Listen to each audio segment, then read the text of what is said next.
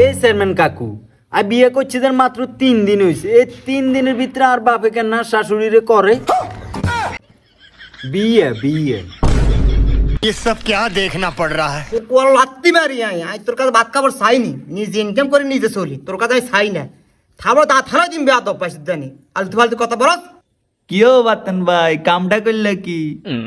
এত লজ্জা দিস না রে ভাই, সে আমাকে চাইছে আমি তারে চাইছি। উফ কি শান্তি।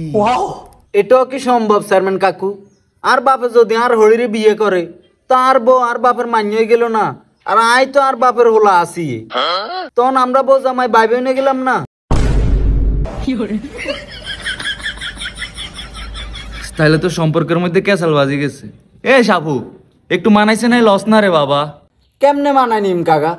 আর শ্বশুর বাড়ি আর বউর শ্বশুর বাড়ি একই জায়গা। আচ্ছা শুধু কি এইটা? আর বাপের শ্বশুর বাড়ি আর শ্বশুর বাড়ি তাও একই জায়গা। अबे साले माफ करना।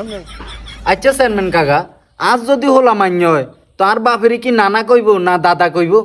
আর কোন রকম যদি আর বাপের হোলা মান্য হয় তো আর কি মামা কইব না দুলাভাই কইব? ওরে খোদা কি এক জ্বালার মধ্যে হড়লাম। এনে সালিশ তো আজ জীবনও করি না। এই চেয়ারম্যান কাকা, এটা না হইলে বাদে দিছি। আর কি আর আব্বার শ্বশুর বলাইম না আব্বা বলাইম? রে আমি কি কঠিন প্রশ্নের সম্মুখীন হলাম রে। এ সাবু তুই না হলে একবারে ড্যাডি ক। আচ্ছা আই না হয় ড্যাডি কইলাম, কিন্তু আর বই আর আব্বার শ্বশুর কইব নাকি আব্বা কইব?